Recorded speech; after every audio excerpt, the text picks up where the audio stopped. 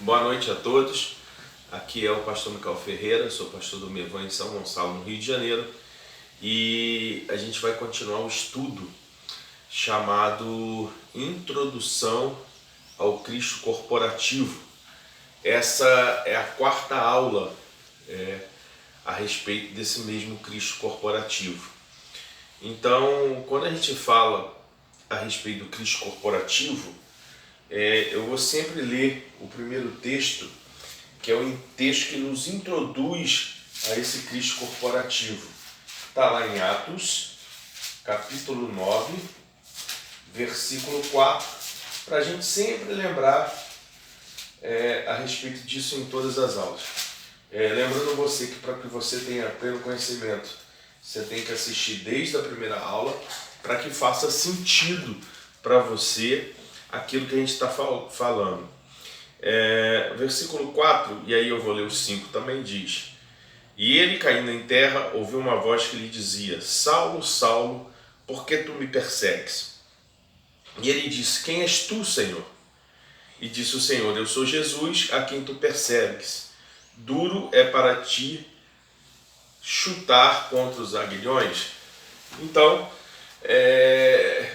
como a gente disse e continua dizendo em cada aula, Cristo já havia morrido e ressuscitado, né? E aí ele se apresenta no caminho de Damasco a Paulo. Paulo era até então Saulo, perseguidor do povo cristão, achava que era por zelo as escrituras, porque ele achava que era uma heresia, né? Matava, prendia, tinha cartas para isso. E Paulo agora tem encontro com esse Jesus, e Jesus não diz assim: Saulo, Saulo, porque persegue aqueles que me adoram, ou porque persegue aqueles que me servem, ou porque persegues a minha igreja. Não, ele diz assim: por que me persegues?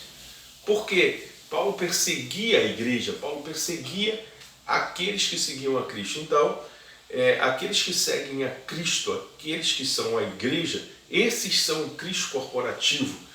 Jesus continua andando entre nós, só que agora num corpo chamado igreja. Por isso, Jesus vai dizer para ele: Saulo, Saulo, por que me persegues? A gente vem falando já há algum tempo a respeito sobre esse Cristo corporativo, e para isso a gente teve que falar um pouco lá na primeira aula a respeito do Cristo pessoal, do Cristo natural, aquele Cristo que andou aqui entre os seus discípulos. Os discípulos tiveram contato com ele, puderam conhecê-lo, puderam sentir o seu cheiro, e a gente falou ali um pouquinho do nascimento de Jesus, né, a respeito da experiência aos 12 anos, a respeito das suas obras, dos seus milagres. E aí, a partir da segunda aula, a gente vem falando do Cristo corporativo em si. Vale lembrar que, apesar dessas aulas elas provavelmente serem 7 ou 8 aulas, né? Essa é a nossa quarta aula. Apesar disso, é só uma introdução. Esse é um assunto muito complexo, é um assunto que teria muito que se falar,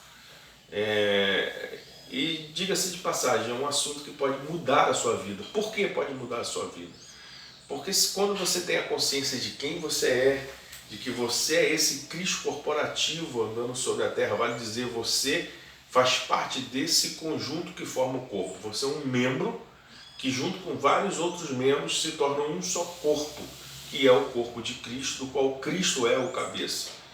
Então a igreja, a junção de homens e mulheres, faz com que nos tornemos o corpo que Cristo usa hoje para andar sobre a terra e continuar fazendo milagres, continuar curando pessoas. Cristo continua sobre a terra, mas a igreja precisa ter essa consciência.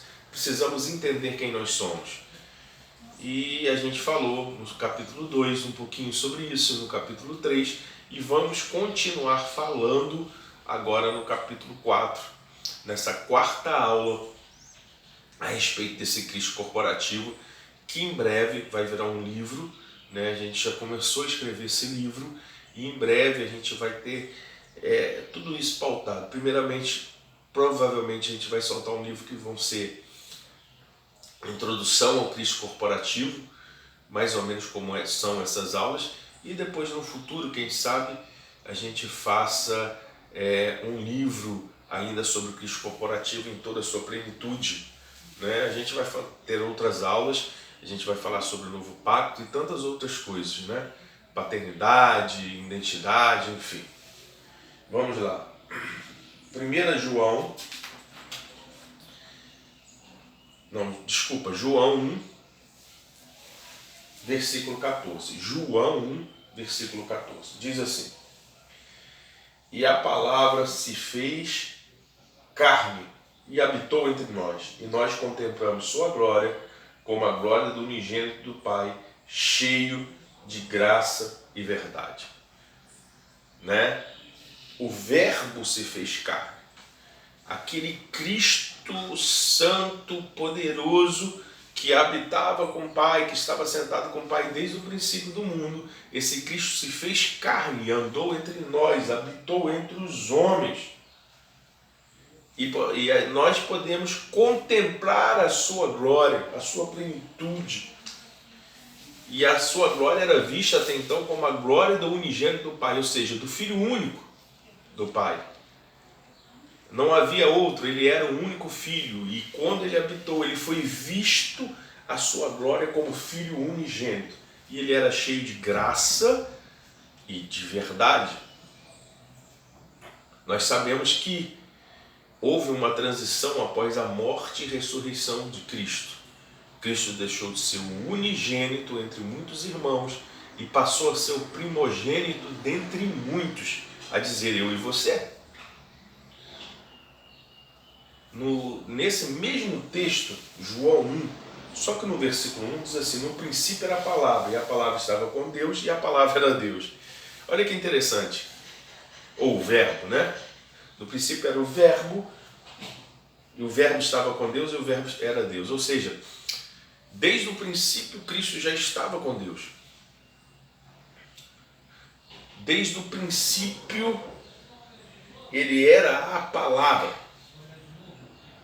Desde o princípio ele estava com Deus, mas ele também era Deus.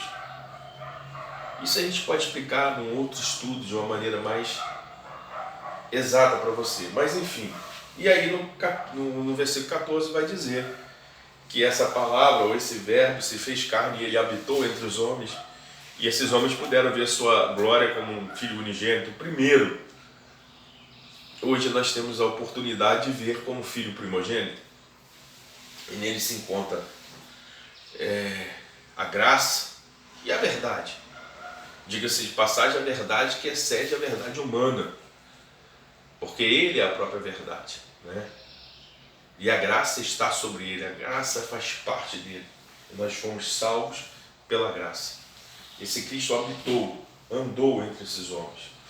Romanos, capítulo 12, versículos 4 e 5.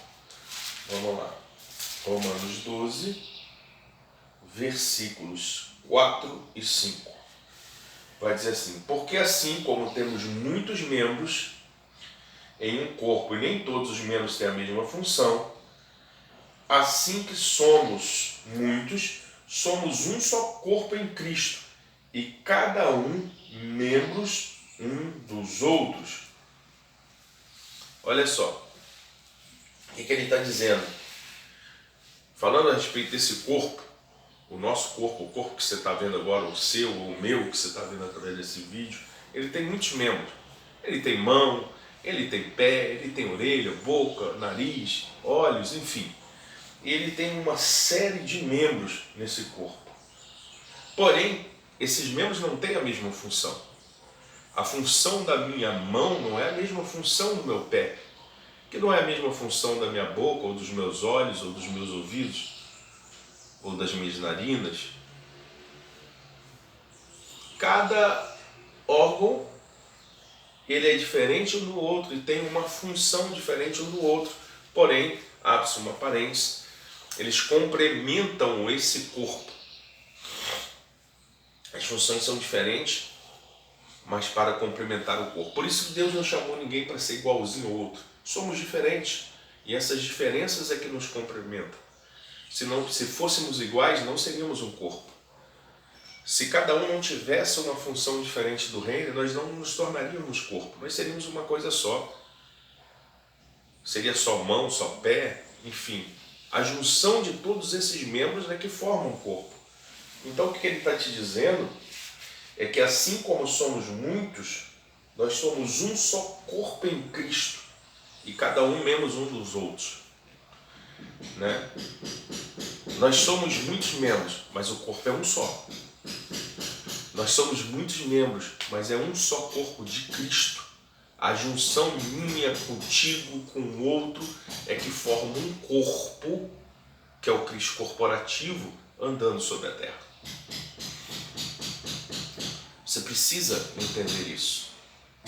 Agora, cada membro pertence ao outro. A minha mão pertence ao meu pé, que pertence às minhas orelhas, que pertence aos meus olhos, porque fazemos parte de um só corpo e só funcionamos bem uns alinhados com os outros. Isso vale para mim e para você. Pertencemos uns aos outros porque pertencemos a um só corpo. Eu pertenço a você, você pertence a mim, que pertence a outros. Formamos um só corpo, o Cristo corporativo, que anda sobre a terra ainda nesse tempo. Vamos continuar? Efésios 3. Efésios 3, versículo 6. Olha só. A saber que os gentios, e nós nos enquadramos nos gentios, nós não somos judeus, nós somos gentios, são cordeiros de um mesmo corpo e participantes da sua promessa em Cristo pelo Evangelho. Nós somos cordeiros juntamente com Cristo, né? Nós somos co-herdeiros de um só corpo, ou de um corpo. Nós somos co-herdeiros desse corpo de Cristo.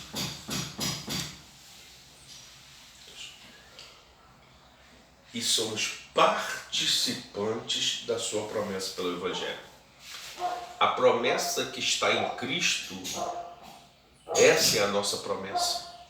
Nós somos participantes dessa promessa que está no próprio Cristo. Somos co-herdeiros desse mesmo corpo, esse corpo de Cristo, o Cristo corporativo que anda pela terra. Cristo continua caminhando pela terra agora num novo corpo, não aquele envelope chamado Jesus, aquele corpo humano que as pessoas podiam pegar, cheirar, sentir, mas agora ele habita nesse corpo chamado igreja, um corpo bem ajustado, o Cristo corporativo, e continua andando sobre a terra. Nós somos co-herdeiros desse corpo e participantes das promessas que estão em Cristo Jesus. A gente vai continuar. A gente agora vai pular para Mateus, capítulo 13, versículo 11.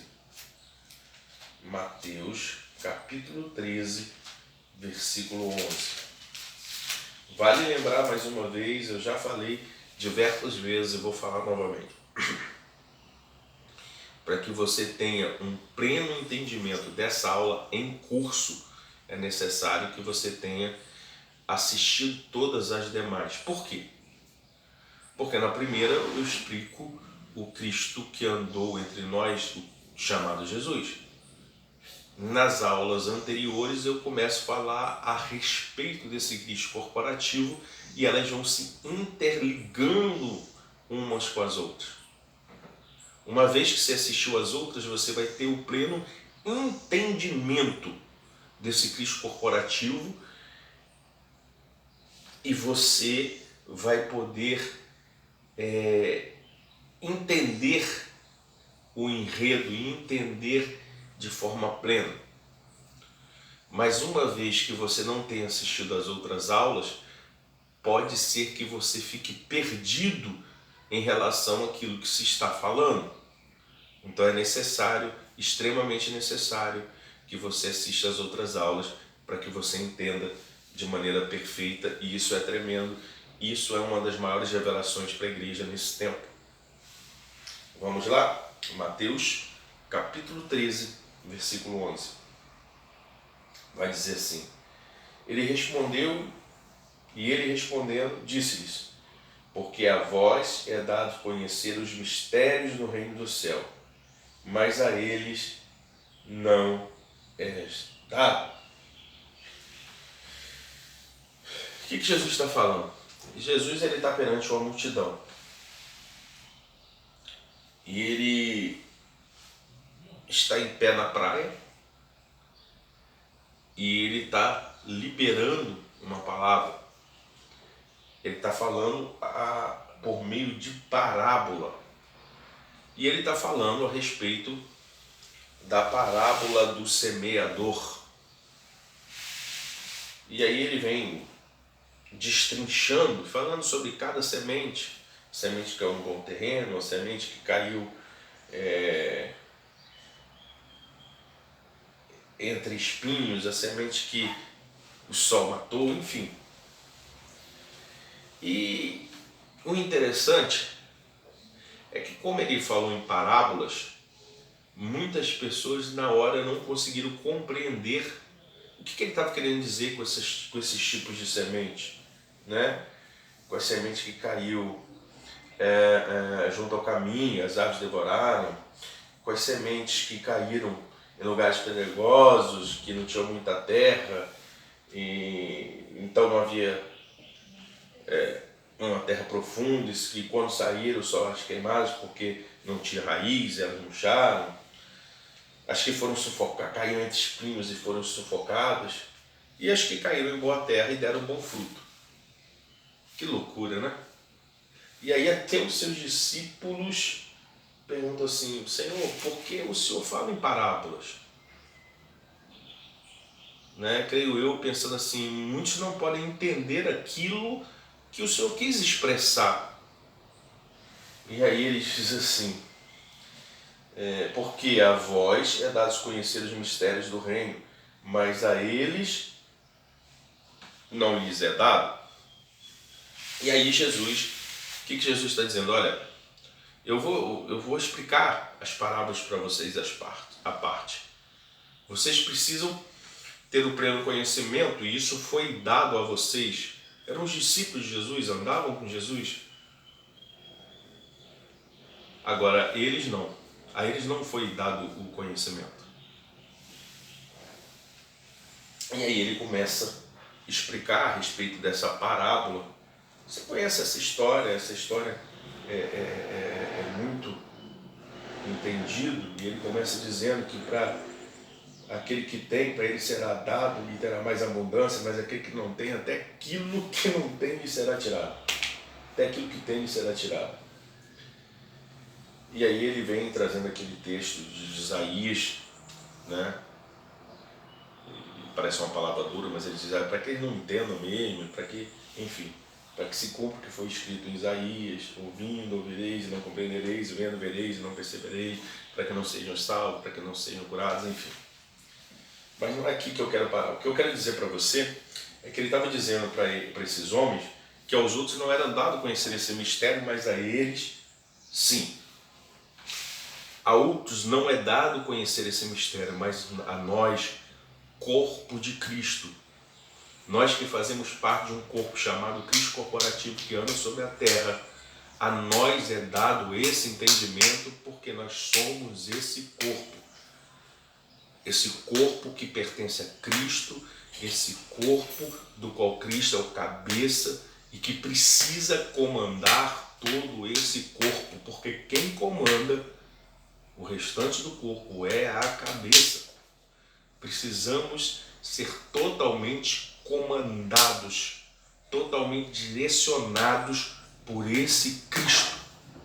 É esse Cristo que comanda o restante do corpo, a dizer, a sua igreja, ou seja, eu e você e uma gama imensa de tantos outros irmãos, membros que constituem esse corpo que é o Cristo corporativo que anda sobre a terra. A nós foi dado esse conhecimento, porque afinal somos o seu corpo. Colossenses, capítulo 1.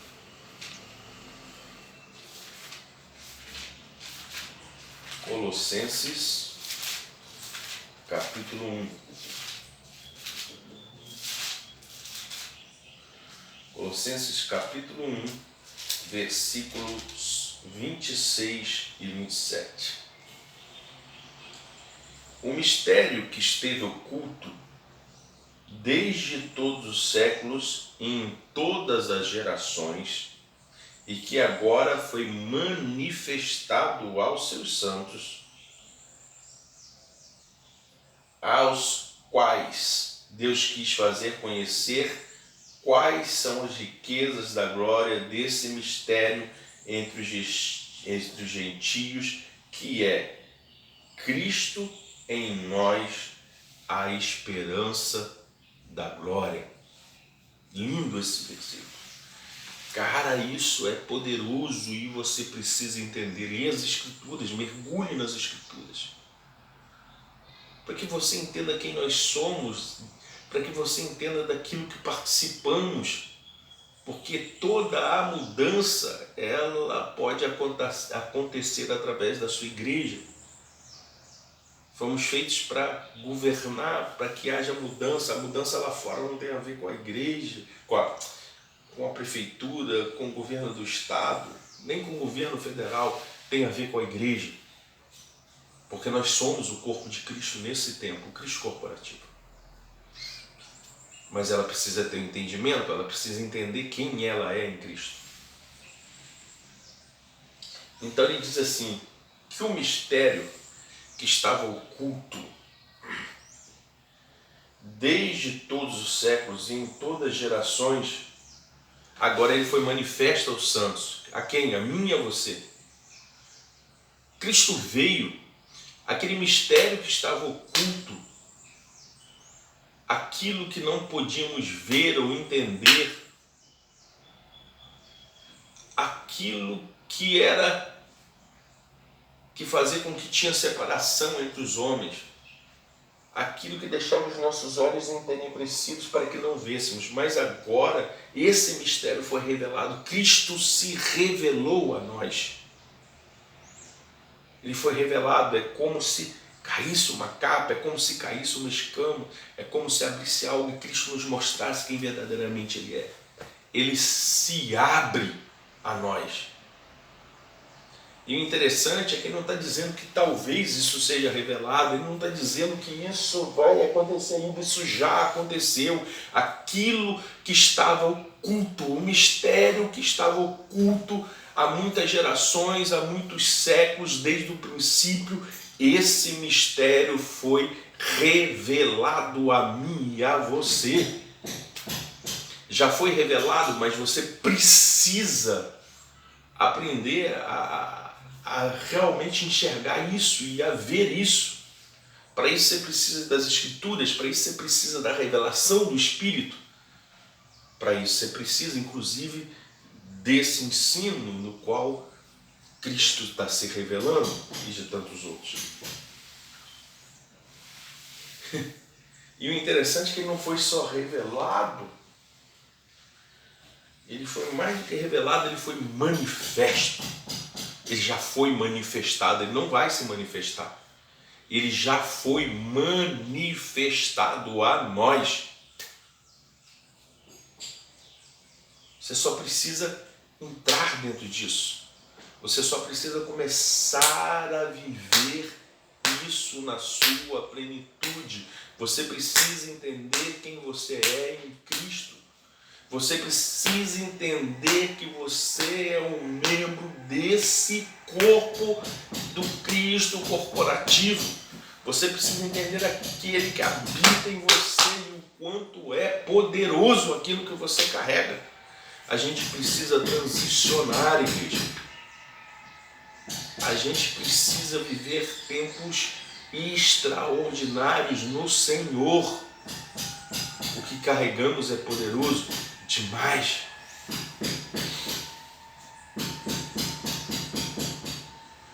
E aí diz que aos quais Deus, o próprio Deus, o Deus Pai, quis fazer conhecer. Ele quis fazer que isso fosse conhecido.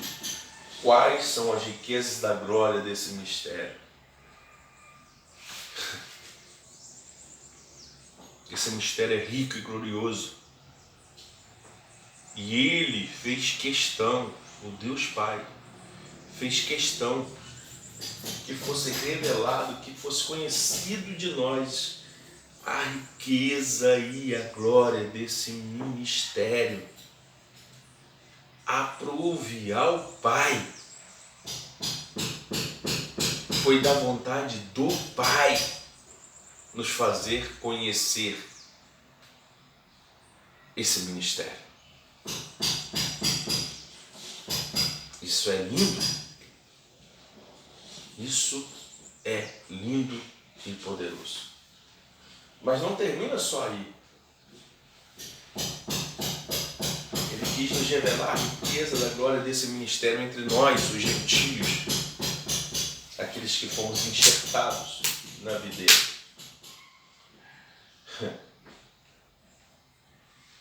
E qual é essa riqueza e essa glória poderosa? É que Cristo em vós, Cristo em nós, Cristo em mim, é a esperança da glória. Cristo em nós, o corpo. Esse Cristo em vós, em nós, é a esperança da glória. Nele repousa toda a esperança. E é a esperança da glória. O mundo pode ser mudado através desse conhecimento que já nos foi liberado. Não vai ser, meu irmão, minha irmã, já foi. Já foi totalmente liberado para mim e para você esse conhecimento. Então viva isso, coma dele, beba dele, viva a plenitude em Cristo Jesus. Porque Cristo em vós é a esperança da glória. Esse é o grande mistério. Ele já habita em mim e em você. Cristo em vós é a esperança da glória. E ele já habita em você, e Cristo já está em você. Cristo já está em vós. A esperança da glória já habita em mim e em você. Já está aí, meu irmão e minha irmã. Acesse esse Cristo que já está habitando em você e que habita num corpo macro que é a junção de muitos membros, de homens e mulheres santos de Deus. Santidade, diga-se de passagem, que tem a ver com Ele, não conosco. Que habita nesses homens formando um grande e poderoso corpo chamado Cristo corporativo, que continua caminhando sobre a terra, fazendo milagres, maravilhas, transformando vidas, transformando mentes. Esse é o Cristo corporativo. Cristo em vós, a esperança da glória.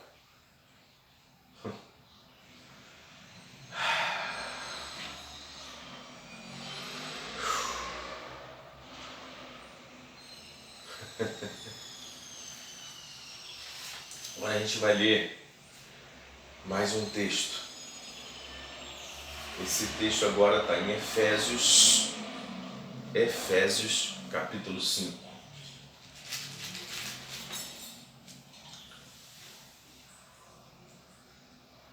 Versículo 32.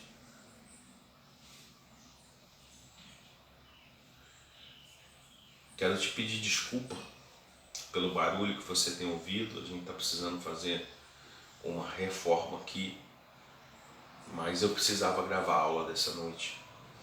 Então eu queria que você levasse em consideração isso, tá bom? A aula entra à noite, né, às 20 horas, mas ela é gravada um pouco antes, para dar tempo de, se tiver que fazer alguma edição, para dar tempo de colocar uma capa, para que você possa usufruir dessa mensagem, tá? Então vamos lá, Efésios 5, 32. Efésios 5, versículo 32. Diz o seguinte: este é um grande mistério. Digo, porém, a respeito de Cristo e da igreja. Aí eu preciso dizer, né, para você de que se trata esse texto, para que você entenda melhor aquilo que quer dizer esse versículo em si. Esse versículo, esse capítulo fala a respeito, ele começa dizendo a respeito de serem seguidores de Cristo, né? De Deus como filho amado, enfim.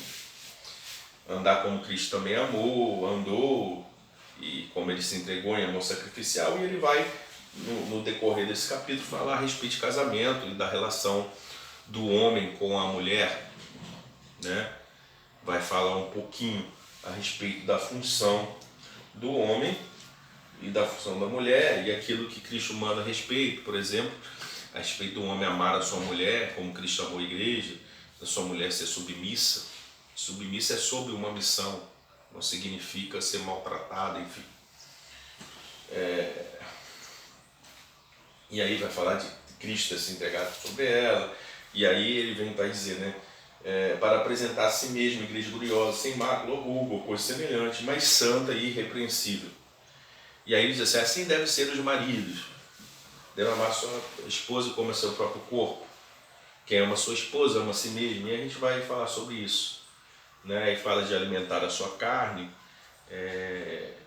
carne não pecado, mas só carne, alimentar, comer, para que ela possa ser sustentada.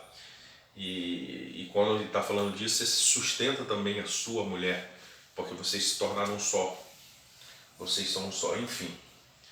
E assim ele fala assim como o Senhor também sustenta a igreja. E ele vai falar, né, daquela questão: deixará o pai e mãe, o homem, e se unirá à sua esposa, só tornará uma só carne. É nesse sentido que ele está falando que isso é um grande mistério. E aí o interessante é que ele está falando de casamento, mas diz assim, ó, esse é um grande mistério. Ou seja, um mistério enorme, grandioso, né? Mas ele diz assim, esse mistério, ele não fala assim, esse mistério, digo porém isso a respeito do casamento. Digo isso a respeito da relação entre um homem e uma mulher. Digo isso, que esse mistério é grande, a respeito do que o homem tem que fazer dentro de um casamento, quais são suas funções, quais são suas metas, e o que uma mulher também tem que fazer, quais são suas funções, quais são suas metas, o que precisa ser feito nesse casamento. Não é isso que ele diz. Quando ele começa a dizer, ele diz assim, grande é esse mistério, mas falo isso a respeito de Cristo e da igreja. Né? Do noivo e a noiva, o Cristo e a sua igreja. Por isso ele teve que pincelar sobre o casamento. E lógico, serviu como um manual para nós que somos casais sabermos qual é a função de cada um e para que Deus nos chamou. Mas o fato é que ele está falando dessa junção de Cristo e a igreja. A igreja que é esse Cristo corporativo que anda sobre a terra. Mas que é essa noiva, sabe? Esse mistério que ele vai discorrer tudo a respeito do casamento tem a ver com ele, o Cristo e a sua igreja, o seu corpo, que se mescla e se torna um só. Cristo e a igreja se tornam um só corpo, o Cristo corporativo nesse tempo. Eu e a minha esposa, Vilma, nos tornamos um só corpo. Deixamos pai e mãe e nos juntamos, e uma vez que casamos e estamos juntos, nos tornamos um só corpo, bem ajustado. Assim é Cristo e a sua igreja. Cristo e a igreja agora se juntam, esse é o grande mistério. E uma vez juntos, se tornam um só corpo, bem ajustado. O Cristo corporativo. Espero que você esteja conseguindo me acompanhar. Agora a gente vai para 2 Coríntios.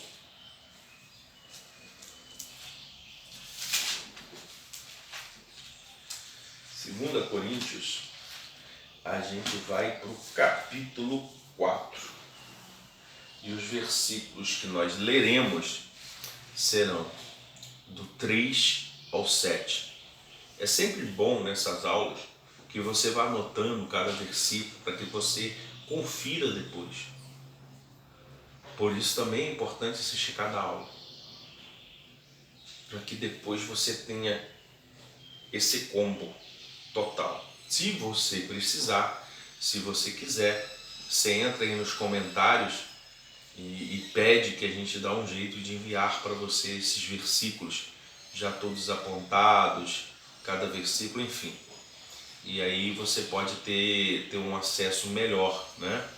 Se isso te facilitar. Você bota um e-mail, de repente aí, pede que a gente manda para vocês cada versículo, desde lá da primeira aula, né? A gente coloca os versículos usados na primeira aula, os versículos usados na segunda, na terceira, na quarta, e talvez te mande até todos os versículos que vão ser usados até o término dessas aulas. É lógico que no decorrer, às vezes a gente cita mais algum versículo que não está aqui, às vezes a gente, por isso é bom você anotar, às vezes a gente fala algo que não está aqui, às vezes a gente, de última hora, o Senhor nos clareia e traz uma outra percepção de mais alguma coisa, então é sempre bom você anotar. E eu te aconselho, a cada aula nossa, seja a minha, seja a do Ricardo, seja a do Rian, né? Que somos do Mevan, né? O Ricardo em breve também vai ser ordenado a pastor, o Rian é um profeta da casa, e a gente traga o ensino. Teremos outros convidados, né? Pastor Léo lá dos Estados Unidos, Pastor Sérgio Ponce dos Estados Unidos, o Rogério lá de Campos, Pastor Pablo de São Fidélis, dentre outros irmãos que nós estamos também conversando para que participem, né?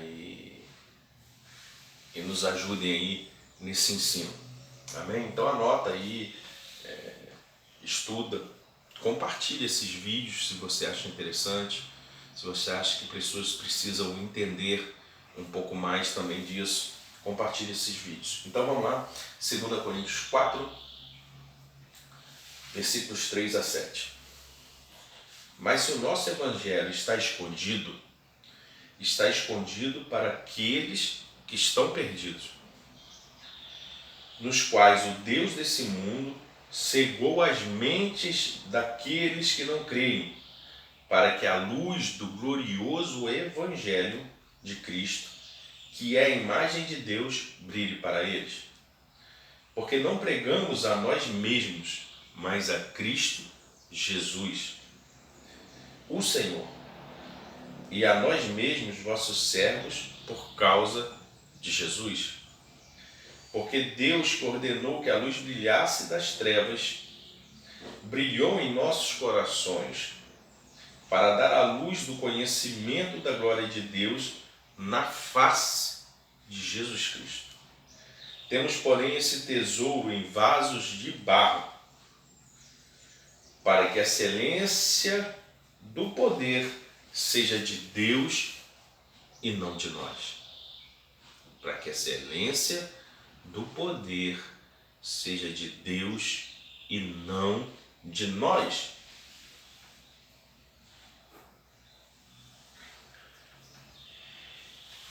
Isso é lindo, né? Ele diz assim, ó, se o nosso evangelho está escondido, é só para ele está escondido para aqueles que estão perdidos. O que ele está dizendo para você? Esse evangelho não está escondido para mim e para você. Se em algum momento o evangelho parece escondido ou está escondido, é para aqueles que estão na perdição. Para você e para mim, não. Ele é totalmente liberado. Ele é totalmente revelado a mim e a você. Se você mergulha, se você procura entender, se você procura compreender esse evangelho, ele está totalmente revelado a mim e a você através do Espírito Santo. Não há cortina que nos separa ou que não nos deixe ver todas as revelações desse evangelho. Para mim e para você ele não está escondido. Se está escondido, ele está escondido para aqueles que estão em perdição.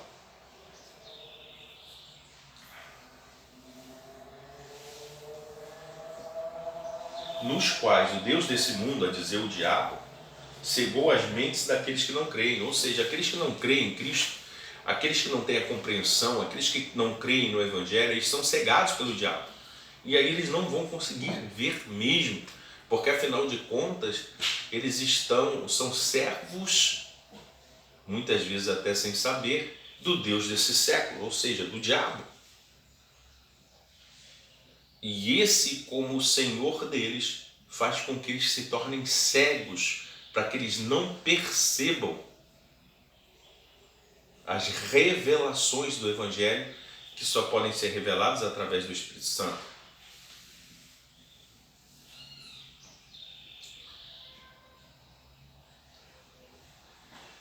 Agora, para que a luz do glorioso Evangelho de Cristo, que é a imagem de Deus, brilhe para eles, porque ele não quer que essa luz desse glorioso Evangelho, e esse glorioso Evangelho de Cristo, ele traz a revelação da própria imagem de Deus, de como Deus realmente é, não brilhe para eles, ou seja, não haja revelação, não haja entendimento, para que não entre a luz nas trevas e clareie, para que eles vejam aquilo que estava oculto a eles. Porque se eles verem, eles recebem a revelação desse Evangelho de Cristo, que é o próprio Deus, que é a própria revelação desse Deus. Deus se revelando a nós. Então, o Deus desse século os cega para impedir que isso aconteça. E aí nós não pregamos a nós mesmos, por isso é que pregamos a Cristo Jesus, o nosso Senhor. E aí através disso, sim, a nós mesmos, que somos servos dele por causa do próprio Jesus. Para quê? Para que haja essa revelação, para que a luz invada as trevas e haja um romper e aquilo que estava oculto possa ser revelado.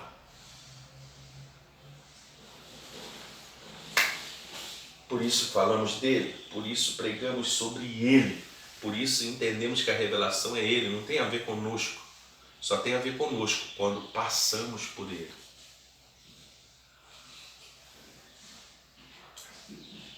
Porque Deus, o próprio Deus, o Deus Pai, que ordenou que a luz brilhasse das trevas, brilhou em nossos corações. Foi o próprio Deus que ordenou que a luz brilhasse em meio às trevas, para que aquilo que estava oculto nos fosse revelado, para entendêssemos quem somos nele e para que fomos chamados, para que entendêssemos que somos esse Cristo corporativo que caminha sobre a terra e que o diabo insiste em tentar nos fazer não entender, para que não caminhemos segundo aquilo que fomos chamados. Esse Deus é que ordenou que essa luz brilhasse em meio às trevas, para que viesse a revelação a nós.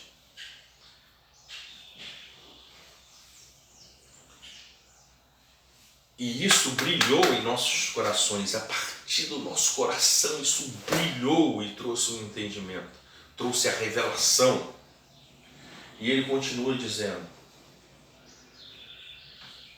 brilhou em nossos corações para quê? Para dar a luz do conhecimento da glória de Deus na face de Jesus Cristo. Lindo, meu irmão. Para dar luz, ou seja, para clarear, para trazer entendimento do conhecimento da glória do próprio Deus na face de Cristo, que já está na face de Cristo.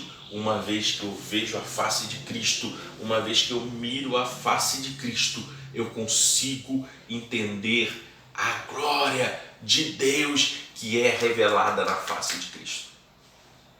Preciso me tornar íntimo, preciso ter essa revelação, preciso que essa luz me ilumine para que eu veja a face de Cristo e, portanto, veja a glória de Deus. E aí ele diz assim: temos, porém, esse tesouro em vaso de barro. Ou seja, temos essa revelação, temos esse Cristo morando em nós, mas somos vasos de barro. Desculpa, meu irmão e minha irmã, não temos muito valor.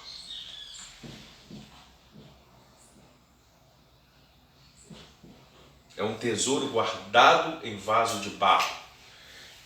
Algo precioso, algo de extremo valor, guardado em algo que não tem muito valor. Veja bem, não são pedras preciosas num vaso lapidado em pedras preciosas. Não são pedras preciosas, não é ouro guardado num vaso feito em ouro, não. São coisas preciosas, pedras preciosas, tesouros inestimáveis, guardados em vasos de barro, frágeis, que podem quebrar a qualquer momento, que não tem muito valor.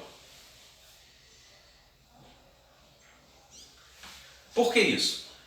Porque para que a excelência desse poder seja de Deus e não de nós. Para que toda excelência de tudo que vai acontecer, de cada revelação, de cada manifestação, ela seja desse Deus e não minha e sua. Não somos nós que temos valor e por isso algo acontece. É Ele que é poderoso, é Ele que tem um valor inestimável e por isso as coisas acontecem. Através de nós, simples vasos de barro, que não tinham valor nenhum. Não somos nem equiparados iguais a Ele e portanto uma parte tem a ver comigo e a outra parte com Ele. Não, meu amado irmão e minha amada irmã, não. Somos vasos de barro. Ele é o tesouro precioso e as coisas acontecem através dele, por ele e nele, e não em mim, através de mim e por mim. Ele apenas nos dará a honra de, mesmo sendo vasos de barro, mesmo não sendo algo de valor, esse Cristo vir sobre nós e nos usar para que algo aconteça. Mas entenda, e aí a gente vai parar por aqui, e semana que vem na próxima aula, a gente vai falar sobre a introdução ao Cristo corporativo, parte 5. Entenda, nós somos o Cristo corporativo. Nós, não eu, nós.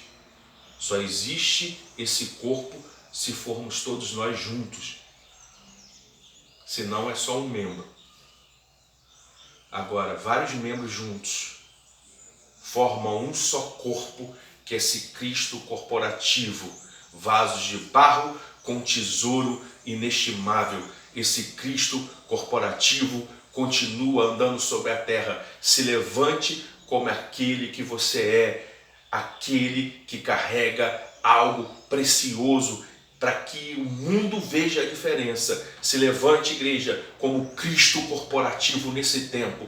Cristo habita em nós e continua caminhando sobre a terra ainda esse tempo. Um grande abraço para você, que Deus te abençoe e que Ele traga revelações poderosas a você. Um grande abraço, fiquem com Deus.